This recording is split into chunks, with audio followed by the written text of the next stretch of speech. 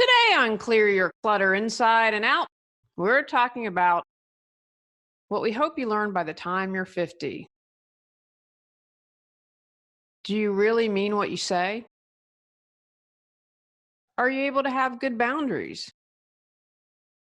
What is an acceptable answer to any question or request? Learn some life lessons that you can apply at any age. Does your clutter own you? On Clear Your Clutter Inside and Out, we'll teach you how to become aware of your clutter along with action steps to declutter and create the life you desire. Come on, let's get started. Today's episode was inspired because a friend of high school was in the area and said, hey, and she had written, I'm sick or whatever, I have to go to the ER. And I was like, oh, hey, you're down in the area. She doesn't live here. If you need help, let me know. So she messaged me privately and said, thank you so much for that. Let's get together because I'm here for X number of days. And so I said, okay. I said, let's plan to get together soon. I'll make time. And then she kind of ghosted me, blew me off. And it is what it is. But then I thought to myself, and I'm thinking another friend. So this friend I've known since high school. I have another friend who says, let's get together. Then, they disappear. And I've known this person since grade school. And so I was thinking about this. I'm like, come on, y'all are both 50. If you don't want to hang out with me, that's cool, but don't lie to yourself. Don't lie to me. And I know some of you might be thinking, Julie, the common denominator in this is you. It is. And if someone doesn't want to spend time with me, seriously, okay, it's no skin off my nose. I'm not devastated. I've done enough work on myself. I understand really clearly, even when I forget it, it's at the back of my mind. What others do and say is about them, and how I respond is about me. And so after this situation, someone in the area where I live started a women 50 and older group. And so I had posted, what do y'all think women should know? And this applies to men too, guys, for my male listeners, predominantly females that tune into this podcast. But I believe everything, no matter who you are, what you are, is good information. I ended up deciding to split this in 2 episodes. And so I took my thoughts and what people had posted, because I said, what do you think a woman should know by the time she's 50? So that has inspired today's episode. So we're going to go over 10 today and then 11. Number 1, based on the inspiration of today's episode, if you don't want to spend time with someone, don't say, let's get together. Don't keep the conversation going. Don't keep stringing someone along. And don't offer in the first place. And I'm not putting a judgment on this. I'm not saying this is right or wrong, but people don't deserve to be strung along. If you're saying hey, I really want to do this, or I want to hang out with you, and you don't, ask yourself why. And again, it's not just about getting together. It's if you are putting on this false front, saying you want to do something and you don't. That's about you. So that's an opportunity to say, why am I doing this? Did I tell her I wanted to get together because I still want to be liked by everyone? I don't want anyone mad at me. I want to be a people pleaser. Did I tell her that because I just feel so out of control in my life that I need to be a jerk and find some way to feel a sense of power? Those are just 2 examples off the top of my head, but you can kind of see what I'm trying to get at. I am a huge fan of the 4 Agreements by Don Miguel Ruiz, and I believe he's the junior, or just Don Miguel Ruiz. I know his son. I interviewed his son that wrote a book. But the 4 Agreements, small book, talk about a wealth of information. And his 4th agreement is be impeccable with your word. So this kind of relates to that. If you don't want to do something, you don't want to hang out with someone, be honest with them and be honest with yourself. The second, someone posted, forget all the shoulds and be in life and in the moment. It's kind of 2, but we'll we'll tackle it as one. I have spent too much time of my life, and this is why I do this podcast, because if I can save you from heartache, from not thinking something through, for giving you an aha moment that helps you embrace life, helps support you, then it's worth it for you to learn from, again, quote unquote, I don't like the word mistakes, because if we're learning, it's not a mistake. I spend a lot of time hanging out with the woulda, coulda, shouldas. What is it that you desire to do? What does your heart say? A lot of the woulda, coulda, shouldas are demands from others, expectations for others. They have nothing to do with you, because we can all manipulate. We can all manipulate others. And again, no shame, no right or wrong. It's just about awareness. So if someone's trying to manipulate you into something, forget that you should, out of obligation. I should do this because I'm a dutiful daughter. I should do this because I'm a dutiful wife.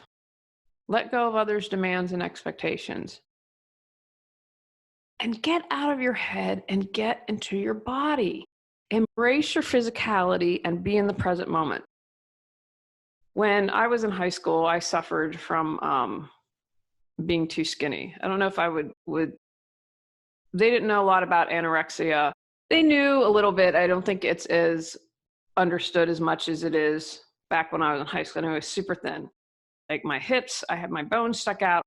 I was too thin no matter how you cut it. Maybe in Hollywood, I would have, they would have thought I was, probably would have thought I was too fat in Hollywood, but don't want to use their standards. So anyway, I know for me that was about control, but I can tell you when I was in that situation, one of the things that it did is it separated my body, me from my body. It was like my spirit, I wasn't fully inside my body. And this is something I continue to work on whenever I get upset. If I'm eating emotionally, and I'm going to share this on another episode, I was so stressed, I quit eating. And I was joking with my husband. I said, we've surpassed the stress eating and we're now in the no eating. That tells me that I could barely eat, which told me I was incredibly stressed. But when you are in your body, in your physicality, then you can be more present. It allows you to be more present. When I used to, for a while, I had panic attacks. There was a stretch, and again, God love my husband because he was fantastic through it. But there was a stretch where I was having these panic attacks. And what I believe, and based on talking to people, is it's you're literally leaving your body. And again, I know that might be a strange concept because you're like, what, Julie, I'm here on earth. I'm physically here. I haven't died, but you have your spirit. It's just left. So I'm not in my body. So one of the things, and this is, if you ever have a panic attack or an anxiety attack or with someone, then if my husband was there, he would literally physically hold me really tight, or you can wrap a blanket around yourself really tight. And what that does is that's kind of that sensory thing and helping you get back in your body. So the more you can embrace being in your body, the more you're going to be able to be in the present moment. Number 3, trusting your own instinct. Your intuition is there to guide you. It's there to protect you. I literally said to my husband, he just left 10 minutes ago, and I'm going to share more of what we're going through right now. And I said to him, I said, honey, I just had this feeling, this sensation throughout this entire process. And I wanted this to happen. I thought it was smart for us, blah, blah, blah, all systems go. But there was something in my tummy that was like, and I'm going to examine that further. But I think that was kind of my intuition saying, okay, slow your roll. You need to really think through this. I can tell you numerous stories how my intuition has saved me. One time I was in Los Angeles and I was on the way to a job interview. And I heard, and if you've spent any time in Los Angeles, traffic's dreadful. I heard, move over now. And it was so, and I've talked about this, my intuition comes in a couple ways, but one way is through hearing, which just tells me that the universe has a sense of humor because I wear hearing aids. but I hear this loud and clear. So I just was like, okay, I didn't even question it, which was good, because literally 10 seconds later, the car behind me crashed into the car in front of it, which would have been me. Another time, I was in Hawaii and I was by myself. I had gotten laid off, and a friend from Vermont had just moved to Hawaii. And she's like, come on out. So I went out to Hawaii for 3 weeks, got to see a lot, but I spent some time with myself, by myself. I'm on a beach and I heard get up. And so I'm kind of isolated. There are people further down on the beach, but I'm by myself. And finally it was said it several times and screamed, get up. I was like, holy cow. I mean, it sounded like someone was right next to me. I turn around, creepy man is half hidden behind the palm tree checking me out. So I just moved down the beach where I'm by people. The next day on the news, they talked about the beach where I was hanging out, a woman had been assaulted. I will, to my dying day, believe that my intuition saved me from being a victim of a crime. So figure out a way to trust your own instincts. You can start out small. There are lots of little things. Begin by asking yourself, what should I have for lunch? If you're choosing between grilled cheese and a salad. Okay, that might not be a great example because we should probably all choose a salad, but you know what? No, I'm gonna support myself on this because I'm sitting here, it's a rainy day. Today would be a good day for a grilled cheese. And as long as I'm not eating 50,000 grilled cheeses. So maybe your body you've been stressed out and your body needs that comfort food. Begin to trust your own instinct. Number 4, how to be honest.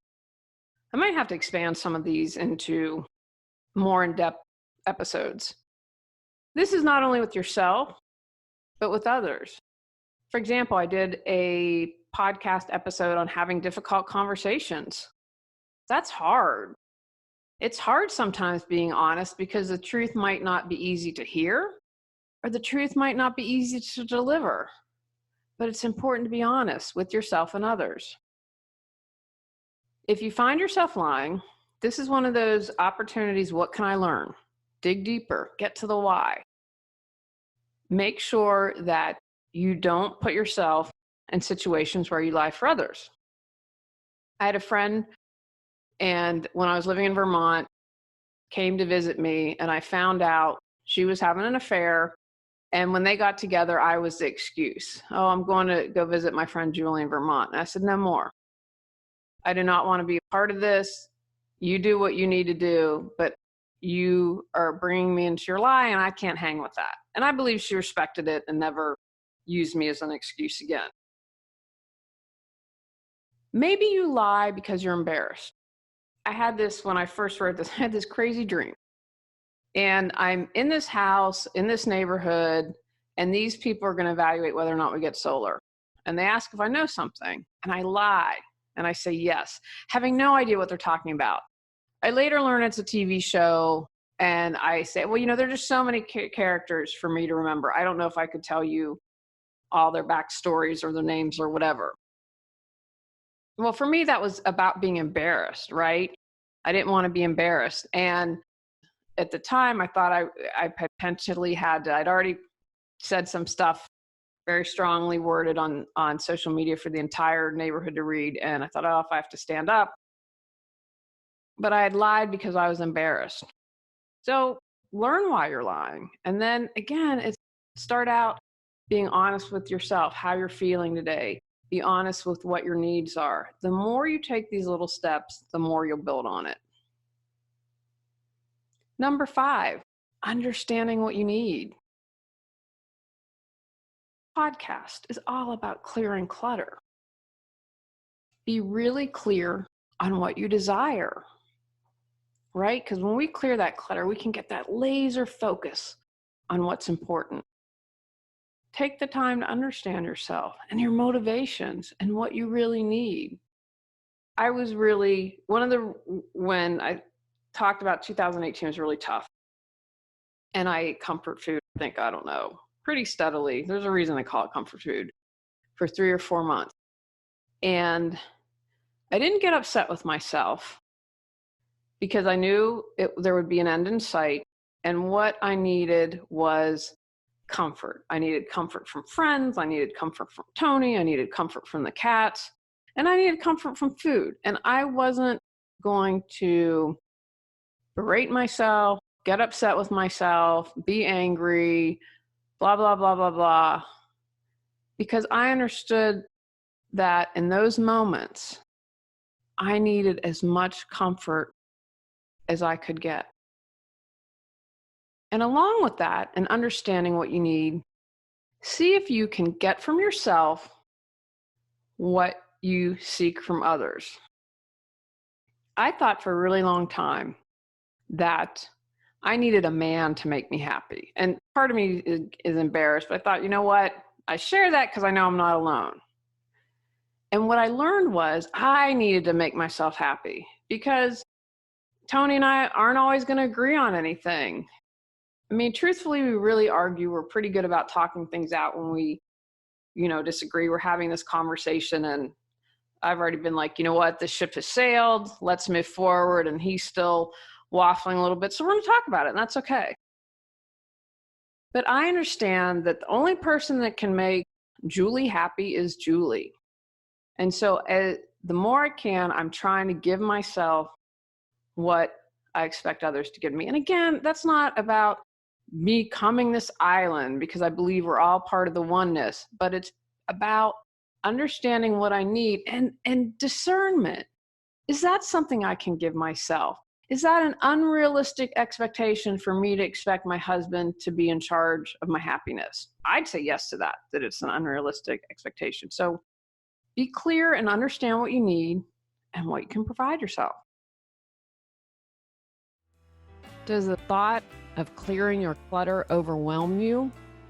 Clear Your Clutter Inside and Out has 21 standalone chapters to fit your schedule and lifestyle. Stop being afraid, gain clarity, and go at your own pace. The Clear Your Clutter Inside and Out workbook lets you record your thoughts step by step as you go through the book. Free MP3 meditation with purchase. Get control of your clutter so your clutter doesn't control you. Reclaim time, money, sanity, and resources. Learn more at reawakenyourbrilliance.com and also available for purchase on Amazon. Number 6, how to love yourself. I know I've talked about this, but this got tons of hearts and likes on Facebook. And since so many people like that, that's important. And you know what? Truthfully, I think that this is something you can never be reminded of too much. I haven't found anyone that I think loves himself too much. Now you might say, yeah, what about a narcissist? Well, but is that really real good love? I'm going to argue no. Because most of us don't know how to love ourselves. And if you are pretty good with it, and I know this is an area that I continue to work on improving, look at each other. You may be rocking it and being like, dang, I am an amazing entrepreneur. But you don't love how your body looks. Or you think my nose is too big or my thighs are too big or whatever. So you're pretty self-satisfied and loving yourself in your career, but not in your body. Or maybe you love your intelligence and you know that you are an expert in your area, but you feel like in your relationships, you don't love yourself enough and you allow people to treat you in ways that aren't kind. So that is something. What can you do? What single thing can you do to love yourself? And I'm telling you, talk about something to help clear your clutter, to support you in clearing your clutter. When you love yourself, you're not going to tolerate crap. You really aren't. One of the things I've struggled with is after I started dating my husband, that was really a big deal for me because he taught me how to receive love. He taught me to love myself, and I believe vice versa. But that made me realize, you know what? I'm not going to put up with junk anymore. And I really let a lot of people go in my life, and I'm grateful for that. So what single thing can you do every day to love yourself? Number 7, time flies, savor the moments. That's so true, so true, especially the older I get. My father and my parents, my mother, I am so grateful for them. And Tony and I have been incredibly stressed out, and to have my father as a resource, we are so grateful and so blessed to have. And while going through that, I was like, I can't imagine him not being around. As much as I believe that life continues, and I do, and that my father will take a spiritual form, as will my mother and everyone else, I don't look forward to the day when I can't ask him for advice. I really appreciate the time more. I appreciate hanging out with the cats on a Sunday afternoon, having the football game on. Well, I love playing games with my husband. I love doing escape room with friends and being completely in the moment. I look at my nieces and nephew. Where did the time go? Time goes by quickly, my friends, and I know that most of you know that. So savor the moments. And I believe what you'll find is the little things add up to be really, many times, just as significant as some of the big moments. So don't rush through life. I think one of my things that makes me sad looking back on my life is, and I understand it was to avoid the truth, avoid the pain, but I just kind of rushed through stuff. And so I'm really working on savoring every single moment. Number 8 was probably my favorite on this list that someone posted. No is an acceptable answer to any question or request. How great is that? You do what you desire. Don't let others guilt trip you for saying no. Did a presentation, in short one, only 20 minutes, as a part of health fair kind of day. And so they wanted me to connect physical to emotional clutter. And 20 minutes really isn't a lot of time to speak. You know, you listen to these podcasts, some tend to be around 20 minutes, 25, 30. And so I was like, okay, I'll pick 3 topics. And I thought, well, what's important? I thought, saying no, talking about that. It's hard to say no. I won't allow you to treat me this way. People want us to be silent and shut up and not stand up for ourselves. The more I pay attention, the more I see this. No, you cannot treat me this way. You might think you can, but you can't. So no is an acceptable answer to any question or request. You do what's important to you, and anyone who loves you and respects you will be okay. The others that try to push you, you really need to consider the role they play in their life and how much time and interaction you want to have with them. Number 9, know how to set healthy boundaries. And I love this second part that the woman posted. Be confident in sustaining them. Boundaries can be hard. Boundaries can be hard. When I had all this stuff going on, I was sick to my stomach because I was setting such an important boundary. One of the benefits I get from doing this podcast, besides supporting you all, or I hope to believe I'm supporting you all in some way, is to support myself. Because as I share this with you, it is lessons for me, it is reminders for me, it is, I include me too when I'm offering suggestions. It's hard to be like, uh-oh, people aren't going to like me. I've been feeling that. I'm like, oh, I have angered some people in the neighborhood.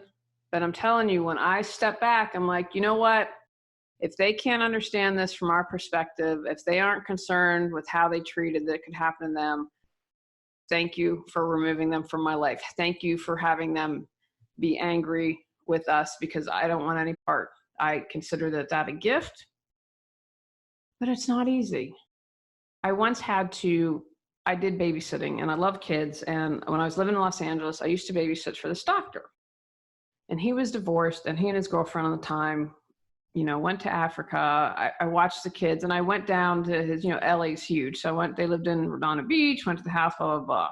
And I'm awesome. Like, I'd cook them homemade meals. I was really good. And the divorce was bad. There was lots of stuff going on. The mother wasn't in a good space. The father, I think, checked out. And I felt responsible for these kids. Wasn't my responsibility, not at all, but I could just tell that they were neglected.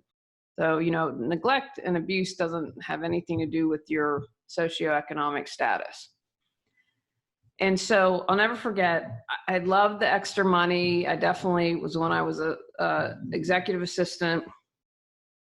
But then I'd have to ask again and again and again to get paid. And, when we have a cat sitter, we leave the check. I date it for the day we leave. You want to wait, you want to cash it now, in the middle of the weekend, whatever. So I made my friend sit and hold my hand when I called him, and I said, I think I'd said I don't know if I'd canceled or he had asked me, and I said, I need to think about it. And because it was setting a boundary, like, I think he was shocked and he was like, okay, but I said, I'm done. It's, I shouldn't have to beg for you to pay me. And if you paid someone quote unquote professional, you'd be paying a lot more. So you can do boundaries, and the more you do it, the easier it becomes. And it's going to be tough at first, but set your boundaries and have confidence in maintaining them. And the last one for today, number 10, know you're beautiful and strong. Now, my version of this would probably be you're good enough, worthy enough, and loved, but I love this too. I believe it's not just for women. I believe it's really ramped up for guys, comparing how attractive we are with a bar set by a bunch of ad execs that probably couldn't meet their own scale. I would have loved to not have spent all the time I did on thinking I wasn't thin enough, that I wasn't pretty enough. Gosh, the amount of time and energy I spent doing that. Know that you are beautiful, and you're a lot stronger than you know. Trust me. I have continued to learn this lesson.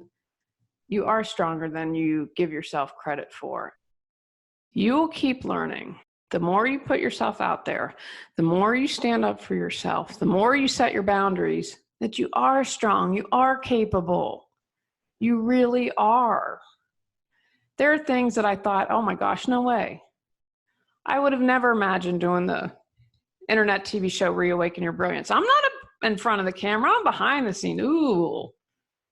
I would have never imagined myself doing public speaking. As much as I desired a right to write a book, at one point, oh gosh, that's a lot. I don't think I can do that. You are a lot stronger than you know, and you are beautiful exactly the way you are. I know you've got this, and you can handle anything thrown your way. Take actions from today's podcast. Be clear and direct with people. Say bye-bye to the woulda, shoulda, couldas. Trust your instincts. Be honest. Understand what you need. Savor the moments.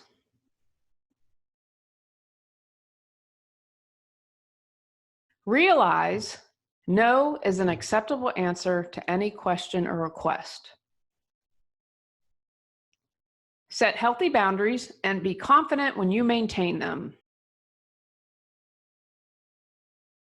Know you're beautiful and strong. Go out, clear your clutter to create the life you choose, deserve, and desire. Clearing your clutter allows you to share your gifts with the world. Get your free self-assessment to discover your clutter priority at reawakenyourbrilliance.com. If you've enjoyed Clear Your Clutter Inside and Out, please rate, review, and share us.